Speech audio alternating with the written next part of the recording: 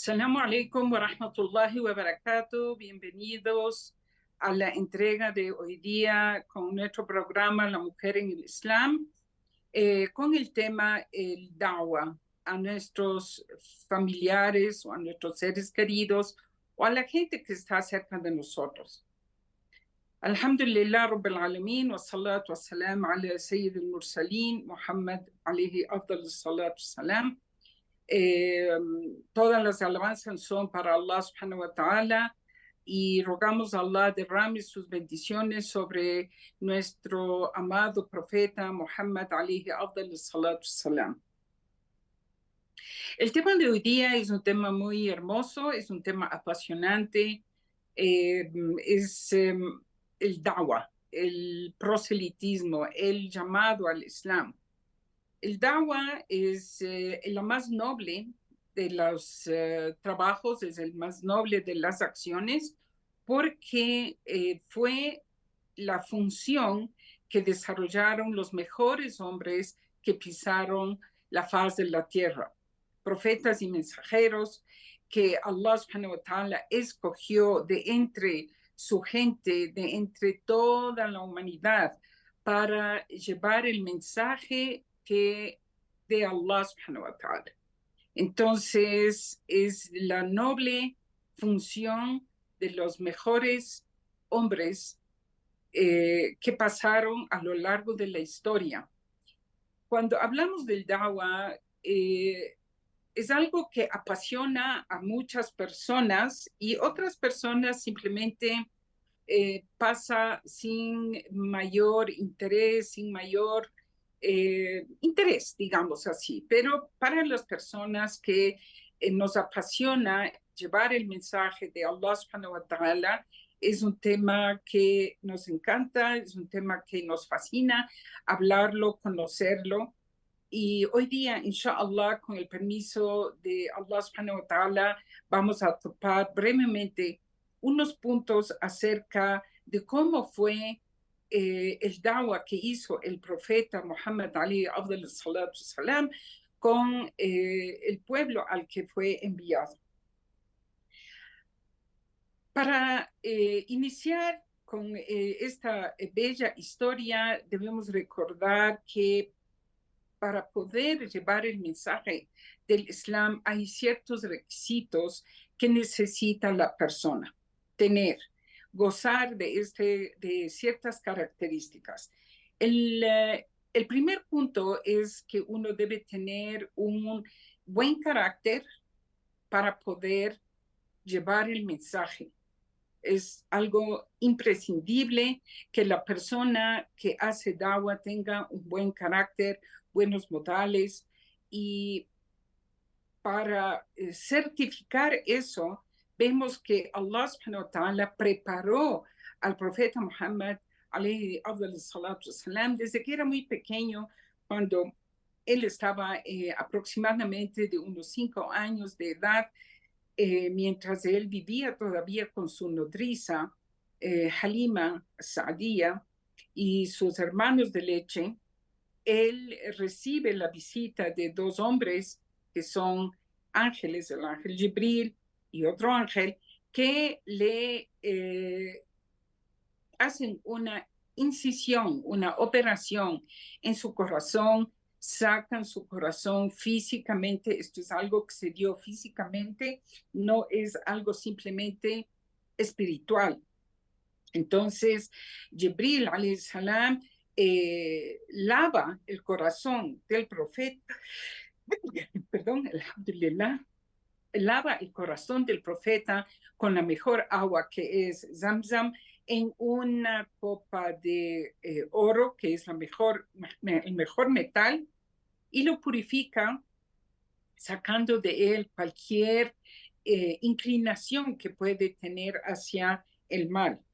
También este incidente nos indica que es una preparación muy importante en el carácter del profeta Muhammad alayhi salatu salam, para que desde muy pequeño, desde que es niño, pueda asumir el rol importantísimo de tratar con la gente y poder llevar el mensaje de la mejor forma.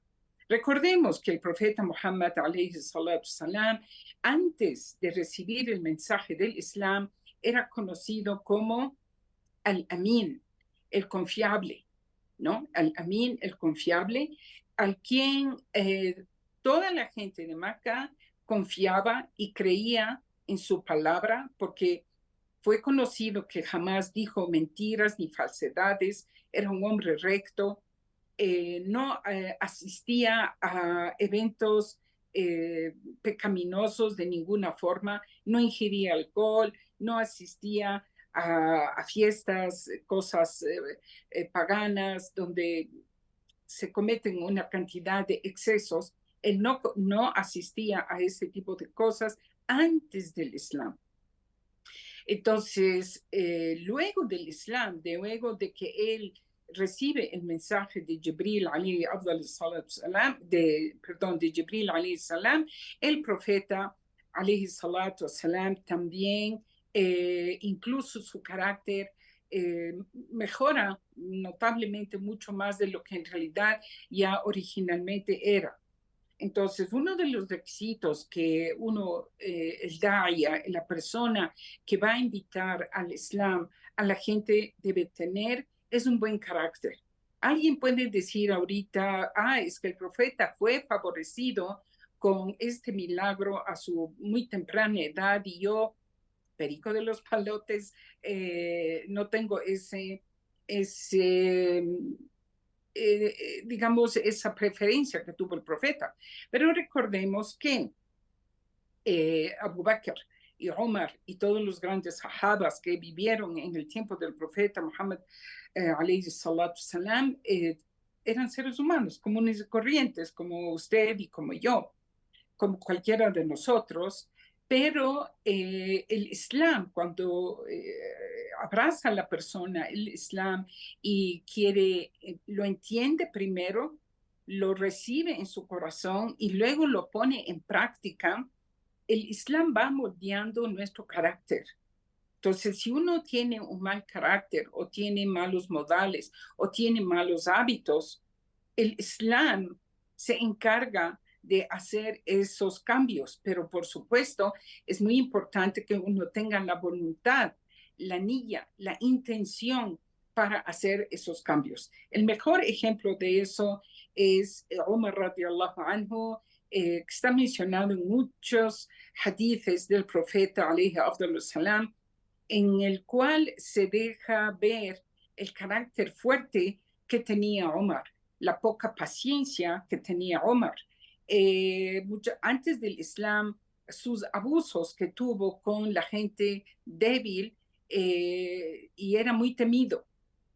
Sin embargo, Omar, después del Islam, es una persona completamente diferente. Por supuesto, esos cambios no sucedieron de la noche a la mañana, sino fue un proceso de cambio mientras el conocimiento de la religión, el conocimiento de los preceptos islámicos van entrando poco a poco en el corazón de Omar radiallahu anhu y va transformándolo en uno de los personajes más importantes de la historia. Recordemos que el profeta Muhammad sallallahu alaihi wasallam mencionó que si hubiese habido un profeta o un mensajero después de él, hubiese sido Omar. Entonces, esto da esperanza a cualquier persona, a usted, a mí o a cualquier persona, de que el Islam puede cambiarnos, pero tenemos que trabajarlo, tenemos que poner de parte, ir modificando nuestros hábitos, ir modificando nuestro carácter. ¿Y cómo se consigue eso? Se consigue eso a través inicialmente del ayuno, la oración, porque ambas son prácticas que Allah subhanahu wa ta'ala nos ha dado para ir venciendo nuestras debilidades, venciendo nuestras pasiones, venciendo fortaleciendo nuestro carácter para bien, ¿no? porque la persona que alcanza a dominar su instinto tan necesario y básico como es comer y beber, con el permiso de Allah también podrá controlar otro tipo de situaciones difíciles que tiene uno en la vida, y una de esas cosas es el carácter que, con el que nacemos, y que también este carácter sufre alteraciones o cambios con las experiencias que nosotros tenemos en la vida. Estos son dos puntos importantes que debemos conocer para conocernos a nosotros mismos. No hay que perder esperanza de que uno puede cambiar. Y por supuesto, y lo más importante es invocar a Allah subhanahu wa ta'ala con dua para que nos ayude a hacer los cambios necesarios en nuestro comportamiento, en nuestro carácter. El segundo punto importante para poder hacer dawa a cualquier persona, a nuestros seres más cercanos con los que uno debe iniciar, es ser ejemplo, es ser ejemplo.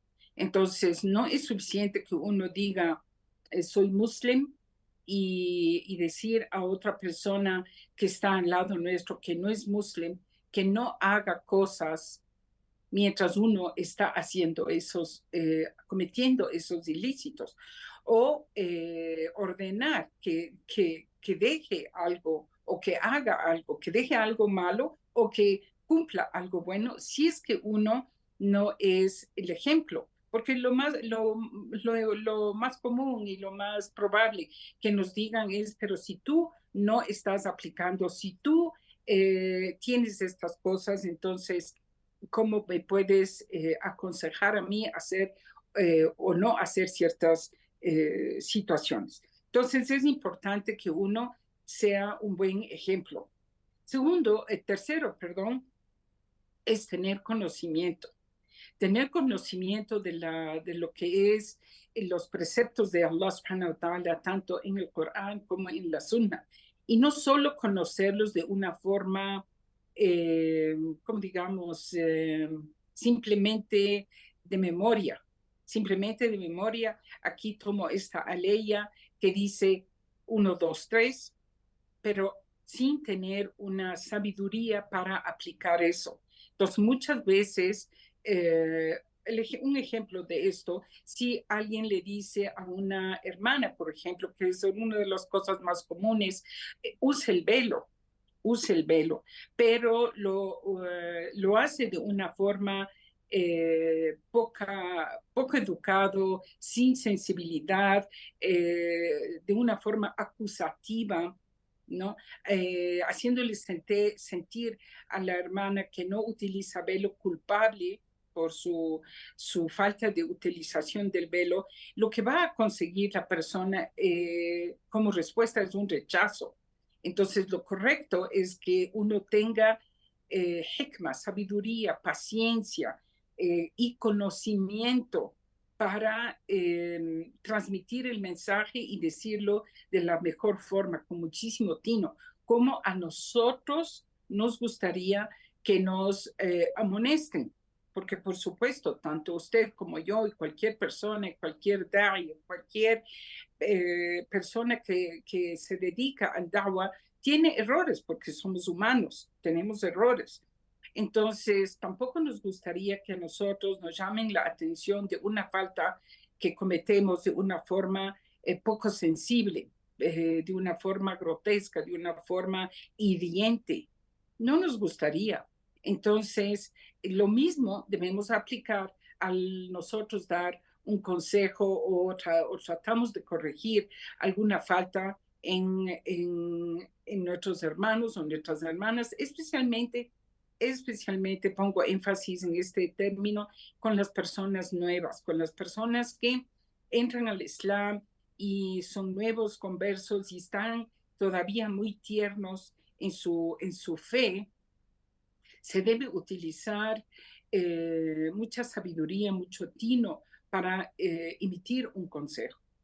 Luego, el cuarto punto esencial es tener mucha paciencia, sabr, tener paciencia en el proceso del da'wah con la gente y no ser apresurados y querer ver los resultados inmediatos. Entonces uno puede decir, es que yo ya llevo, ya le dije a esta persona, ya le amonesté, ya le enseñé, ya le indiqué. Sin embargo, esta persona sigue en su desvío, no me hace caso, uno quiere ver resultados inmediatos, porque normalmente el ser humano es impaciente, ¿no? Allah subhanahu wa ta'ala dice, el ser humano fue creado apresurado, ¿no? Entonces, es parte de la condición humana querer ver resultados inmediatos y positivos como a nosotros nos gustaría ver, pero esto puesto a la realidad, y vamos a ver ahora ejemplos de esto en la vida del profeta alayhi salatu salam. Cuando él ya fue depositario del mensaje de la revelación del Corán, la revelación del Islam, él acudió a la persona más cercana que él tenía, que fue su esposa, Khadija, radiallahu anha, a quien él comenta todo lo que sucedió y por supuesto ella es la primera persona, no solo la primera mujer, sino la primera persona en abrazar el Islam, porque es la persona más cercana al profeta, alayhi salatu salam. Y luego él da su mensaje a su amigo de siempre, Abu Bakr. Y Abu Bakr y Khadija también aceptan el Islam inmediatamente. Abu Bakr no titubea, él no titubea absolutamente, ni un instante, ni un momento le entra duda o titubea en la decisión de abrazar el Islam y aceptar el mensaje que Allah subhanahu wa ta'ala había revelado al profeta Muhammad, su gran amigo de toda la vida. Y de entre la gente, de entre los niños o muchachos jóvenes en abrazar el Islam, el primero fue Ali, radiallahu anhu, primo del profeta que tenía apenas 10 años cuando recibe el mensaje. Entonces son casos en que aceptaron el Islam de una forma inmediata, sin titubeo, y abrazan el Islam y son de los primeros en de los primeros pilares de los que son los cimientos del Islam en un tiempo de mucha dificultad que era al inicio. Pero vemos también casos que toman muchísimos años. Un ejemplo, no voy a nombrar sahabas que no son conocidos para nosotros, sino más bien sahabas que son famosos, como Khalid ibn al-Walid, que él se demora alrededor de 19 años desde el inicio del Ba'tha, desde el inicio de la revelación, en aceptar el Islam.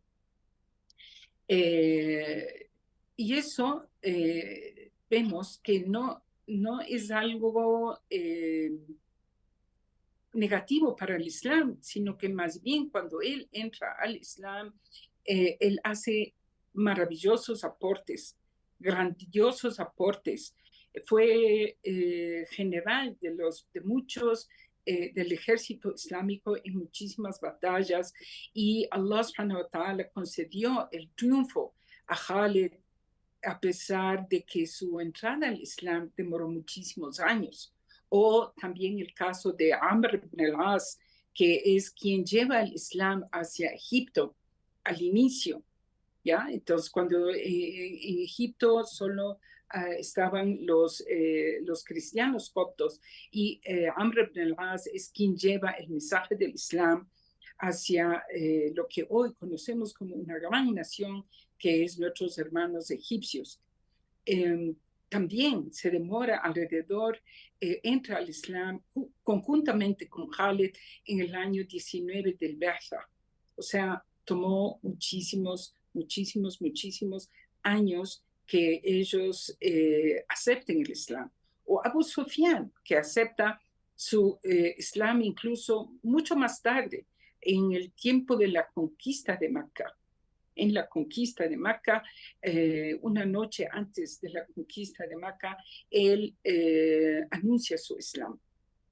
Entonces, ¿por qué cito estas cosas? Cito estos dos, digamos, estos dos extremos, si cabe decir, para ponerlos en consideración con nuestra familia, con nuestras amistades, con nuestro entorno, ¿no? Uno puede decir, yo llevo alrededor de unos 10 o 15 años siendo musulmán o siendo musulmana y estoy llamando a mi familia hacia el Islam y no han abrazado el Islam. O puede decir uno, solo aceptó el Islam de mi familia, uno, y el resto de 20, 30, 40 personas, nadie ha aceptado el Islam. Entonces, el ejemplo que acabo de mencionar es algo que nosotros debemos tomar en cuenta.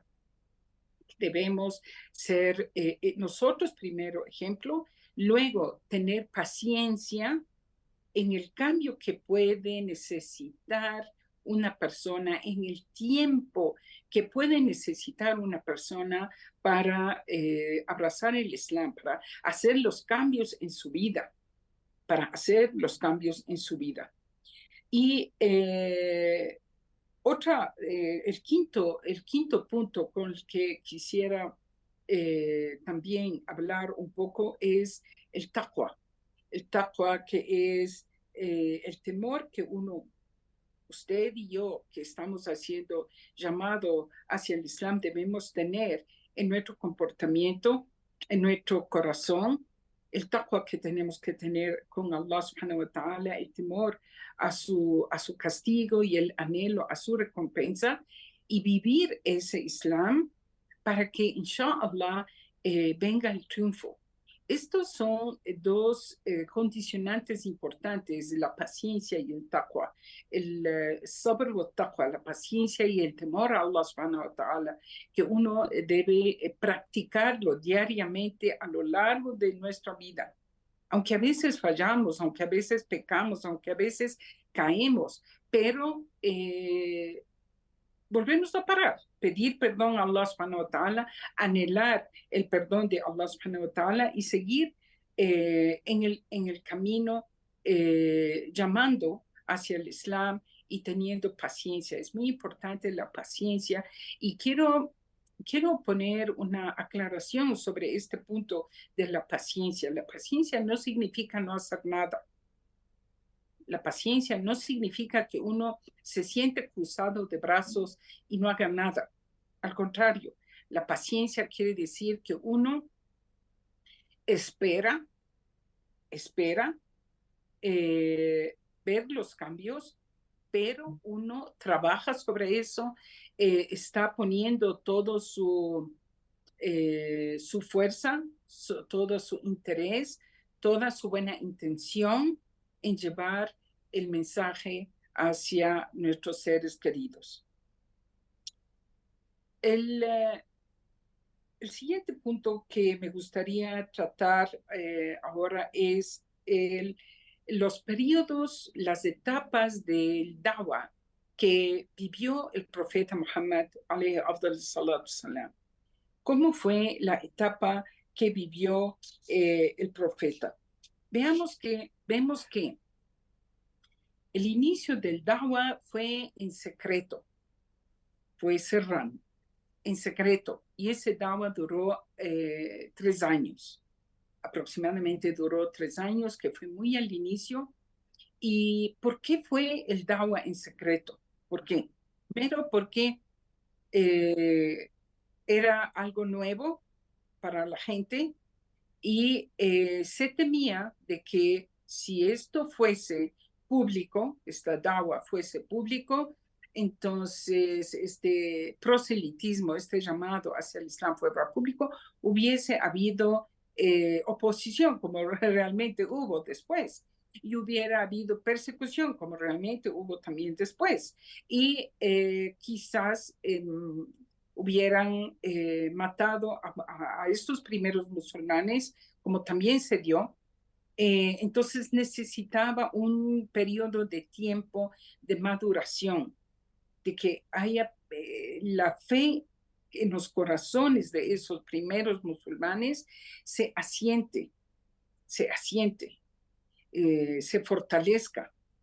Y es como una planta que echa raíces, ¿no? Una planta que está recién, por ejemplo, una semilla que está recién germinando, no puede ser expuesta a, a fuerzas de la naturaleza como vientos demasiado fuertes o que azote, por ejemplo, granizo, ¿no es cierto? Se morirían esas plantitas chiquitas, no podrían germinar después, crecer. Entonces, lo mismo fue el dawa al inicio del Islam. Fue en secreto y duró aproximadamente 3 años. Y ahí es donde fueron abrazando al Islam gente fuerte como Abu Bakr, como Omar, como Uthman, como Bilal, como Hamza, como esos grandes sahabas y como Sumaya de entre las mujeres, ¿no? Los primeros musulmanes que fundaron prácticamente la base del Islam, de lo que iba a ser después la comunidad musulmana, ¿no? Luego de ese periodo de Dawa, de 3 años que fue en secreto, fue ya la orden de Allah subhanahu wa ta'ala que el Dawa debe ser de una forma pública a través de la palabra. Y ese proselitismo, ese dawa público dura 20 años, ¿no? Dura 20 años, que es el dawa que se hace pública, pero el que es el dawa simplemente con la palabra es un dawa que dura hasta desde que el profeta, alayhi salatu salam, está en Makkah hasta el periodo que él emigra hacia Medina. Cuando él emigra hacia Medina, ya es otra etapa. Recordemos que el tiempo de Dawa en Makkah fue un periodo que ya era pública, el llamado hacia el Islam era un llamado público. Sin embargo, fue digamos, todavía de una forma que ellos tenían que soportar las persecuciones. Hasta aquí hacemos una pequeña pausa, inshallah, y seguimos después del corte con la tercera etapa del Dawah. Assalamu alaikum wa rahmatullahi wa barakatuh. Bienvenidos otra vez a nuestra segunda parte de nuestra entrega de hoy día, haciendo Dawah a nuestros seres queridos. En esta segunda entrega pudiéramos recibir cualquier llamada, inquietud, preguntas que ustedes tengan sobre este tema o cualquier otro. Estamos listos para recibir sus inquietudes. Bien, estamos en la parte del tipo de dawa que utilizó el profeta alayhi salatu salam a lo largo de sus 23 años que duró el tiempo de proselitismo, de dawa, la vida profética. Duraron 23 años. Los primeros 3 años fueron un dawa en secreto en la ciudad de Meca, en una posición de debilidad, un periodo que no había mucha persecución, porque como era el dawa en secreto, la persecución comienza cuando al partir del tercer año, Allah subhanahu wa ta'ala hace descender la orden de que se debe hacer dawa. Y ahí es cuando la gente comienza a perseguir a los musulmanes, a molestarles, a mofarse de ellos. Y cuando eran musulmanes débiles, incluso les torturaban e incluso les En muchas ocasiones fueron asesinados injustamente.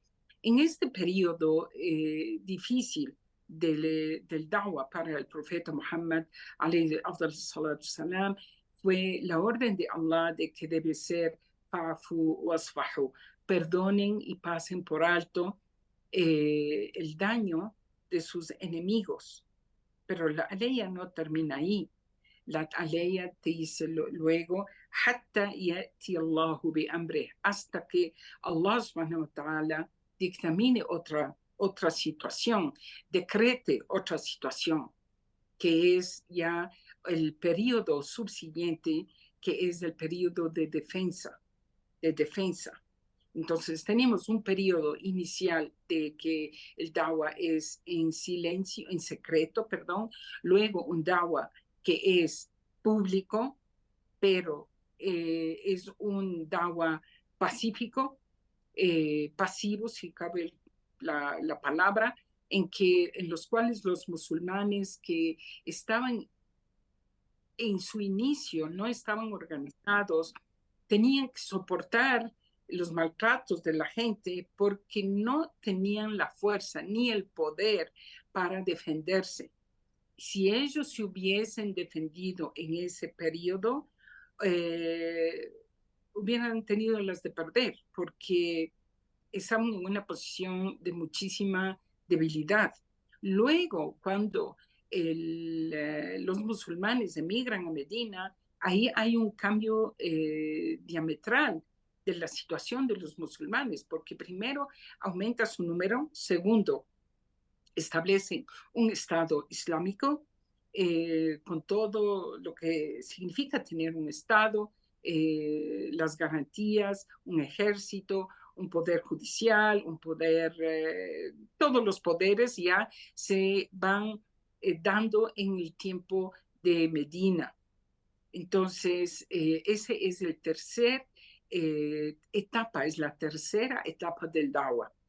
Eso aplicado a nosotros, comunes y corrientes musulmanes, ¿cómo sacamos ejemplo de eso? El ejemplo de eso es que nosotros, por ejemplo, en América Latina, donde el Dawa está en sus etapas muy iniciales, estamos en unas etapas muy iniciales, a pesar de que habrán comunidades que estén más años que nosotros, pero la mayoría de los países latinoamericanos llevamos una dawa de entre 50 años, 30 años, 10 años algunos.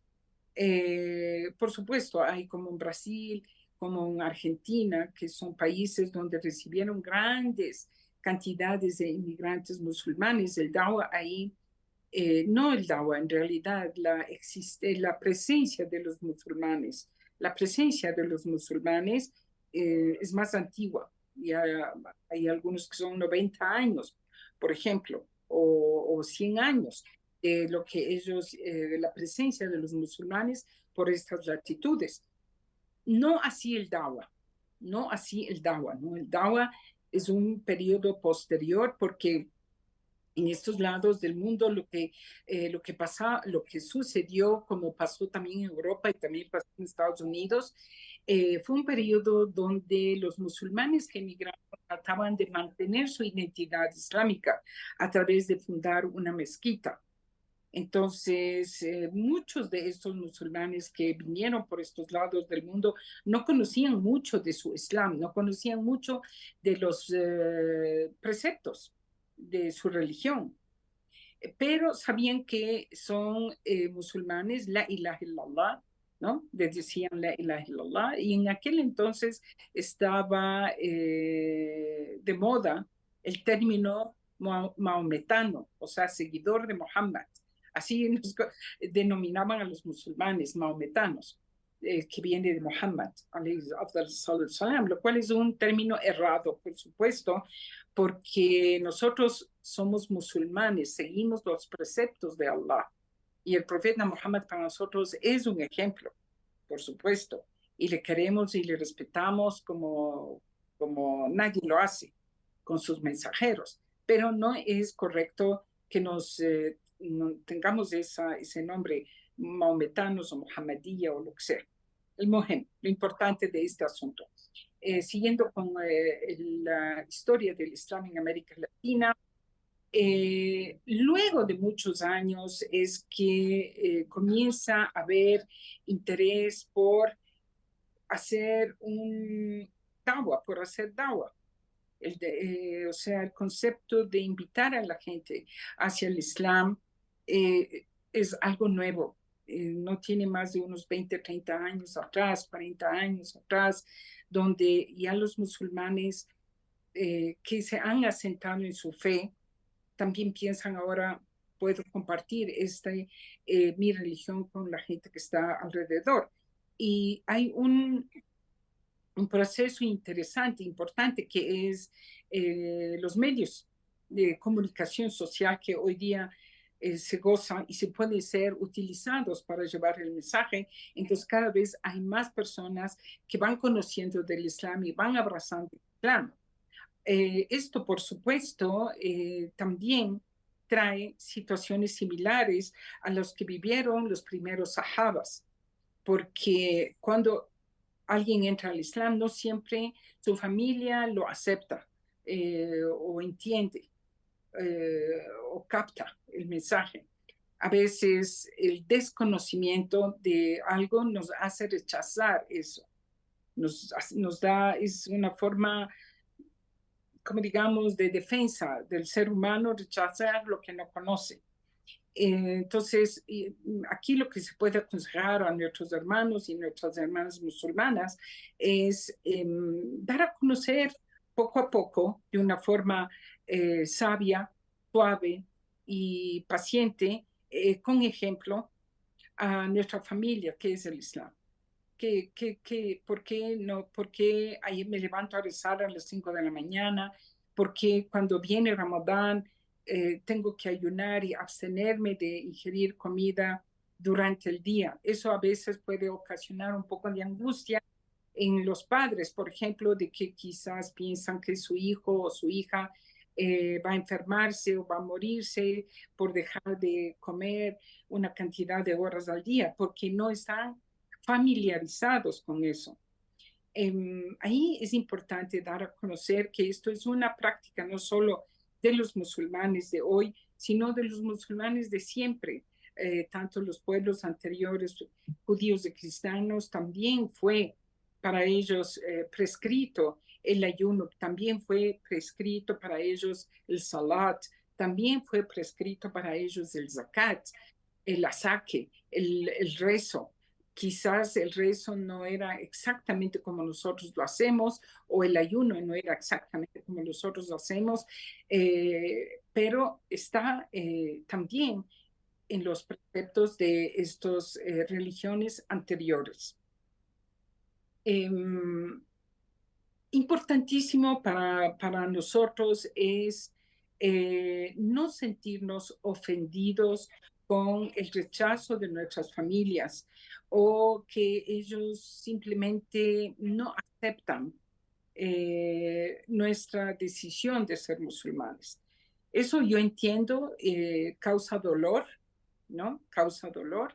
Esa es una etapa, pero nosotros buscamos complacer a Allah primero. Segundo, si es que no nos están haciendo daño y simplemente es un rechazo, inshallah, eso con el tiempo puede cambiar. A veces puede haber agresiones de parte de la familia o de parte del entorno de rechazo hacia nosotros como musulmanes en sí. Eh, Debemos entender que no seremos ni los primeros ni los últimos en tener esto y que Allah subhanahu wa ta'ala nos prueba nuestra fe. Y esto es un principio que Allah subhanahu wa ta'ala lo menciona en la sura de la araña, sura del Ankabut, donde Allah subhanahu wa ta'ala dice, أَفَحَسِبَ النَّاسِ أَنْ يَقُولُوا أَمَنَّا وَهُمْ لَا يُفْتَنُونَ. ¿Acaso la gente asume que por haber dicho hemos creído no van a ser puestos a prueba? por supuesto, estaremos puestos a prueba para diferenciar el verdadero creyente del que no lo es.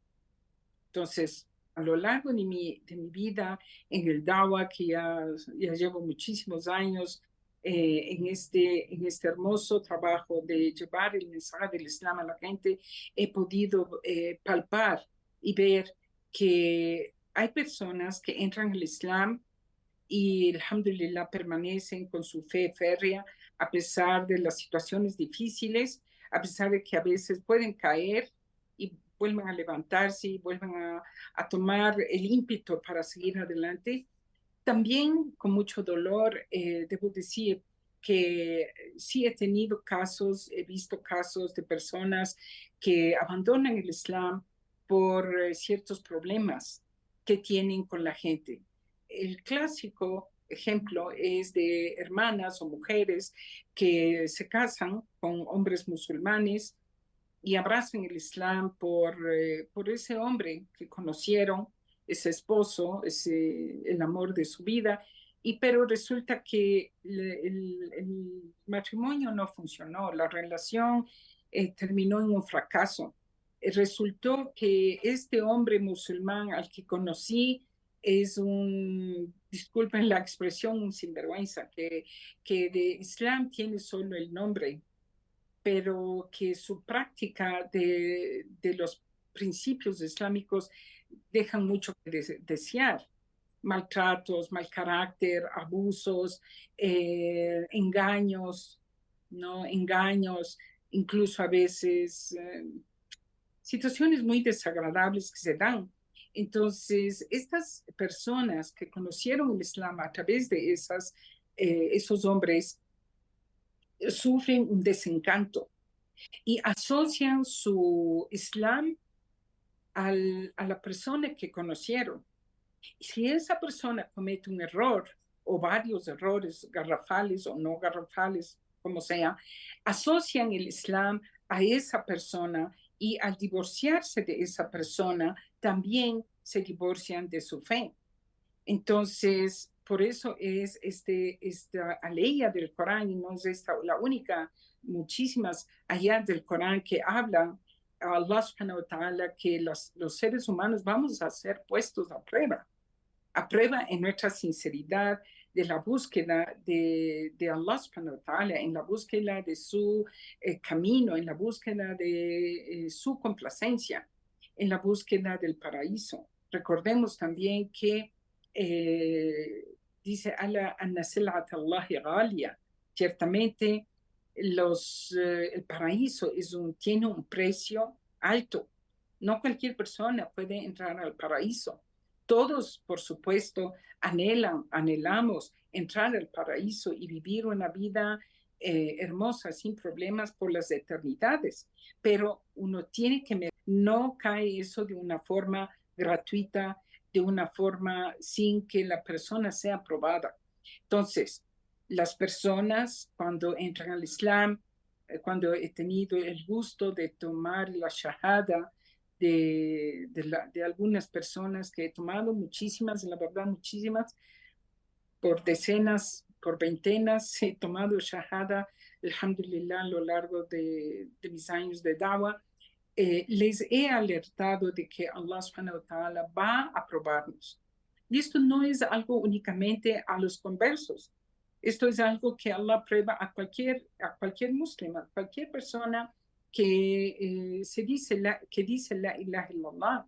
No el hecho de que uno haya nacido en un país islámico, en un medio islámico, en una comunidad islámica, donde todo el entorno es islámico, no va a ser probado. Por supuesto, va a ser probado. Para que haya una diferenciación entre la sinceridad que hay en los corazones. Eso por un lado. Por otro lado, si es el caso de que tenemos seres queridos a los que nosotros quisiéramos que les llegue el Islam, que estas personas abracen el Islam y no abrazan el Islam. Bueno, habrán unos que, alhamdulillah, lo hacen, como dijimos, de una forma rápida, como fue el caso de Khadija y como fue el caso de Abu Bakr, que aceptaron el Islam de una forma inmediata. Pero habrá casos de personas en nuestro entorno a las que llevamos el mensaje y quizás demoran muchos años en aceptar el Islam.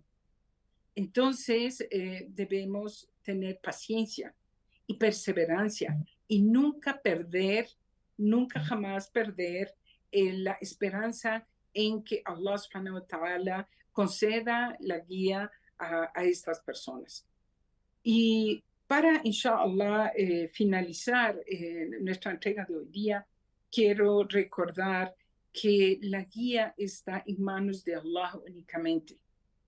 Allah subhanahu wa ta'ala nos dice en el Corán que Allah no guía a quien nosotros queremos que sean guiados, sino que Allah guía a quien Él quiere guiar.